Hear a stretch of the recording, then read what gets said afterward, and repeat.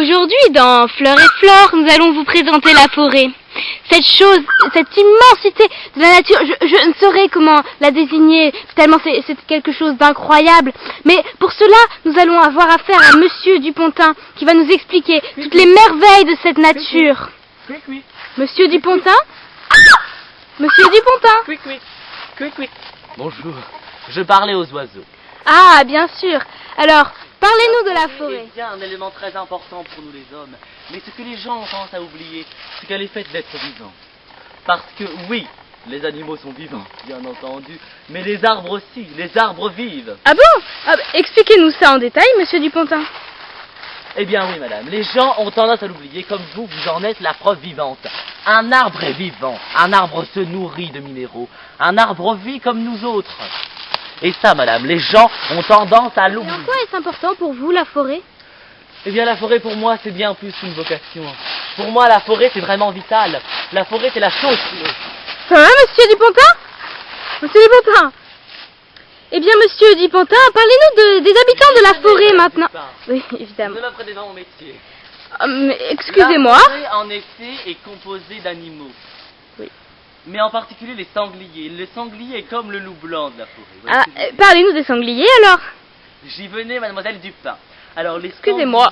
Les sangliers vivent ici, dans cette partie de la forêt. Et c'est ici qu'ils pondent leurs œufs. Ah. Alors, en effet, ils montent en haut de cet arbre. Ils montent, grave, et ils pondent leurs œufs, là, juste en haut. Tout en haut. Ah oui. Et comment reconnaît-on des œufs de sanglier? Les œufs femelles sont beaucoup plus gros que les œufs mâles. Les œufs mâles ont tendance à pondre des œufs beaucoup plus petits. Ce qui fait d'ailleurs toute la différence. Toute la différence, évidemment. Oh. Alors, Monsieur Dupontin, parlez-nous de ce que vous avez dans la main, ce qui s'appelle, j'imagine, une fougère. Une fougère. Alors, parlez-nous, dites-nous. La fougère est un élément que les gens ont tendance à oublier. Ah oui, à ignorer, c'est un être vivant, c'est ça? Puisque la fougère se mange. Ah! En effet, la fougère a un goût assez spécial, on dirait du jasmin.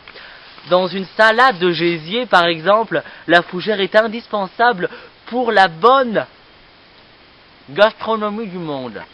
Et je suis sûr que de chez vous, les téléspectateurs se disent « Mais pourquoi n'y ai-je pas penché plus tôt ?» Et voilà, c'est la fin de notre émission sur Arte. Vous pouvez quand même retrouver notre émission sur arte.fr. N'oubliez pas, aujourd'hui c'était la forêt dans Fleurs et Flore. Et la semaine prochaine, retrouvez le documentaire sur les homards à l'aide de Monsieur Dupontin. C'est la fin de notre émission. À la semaine prochaine sur Arte.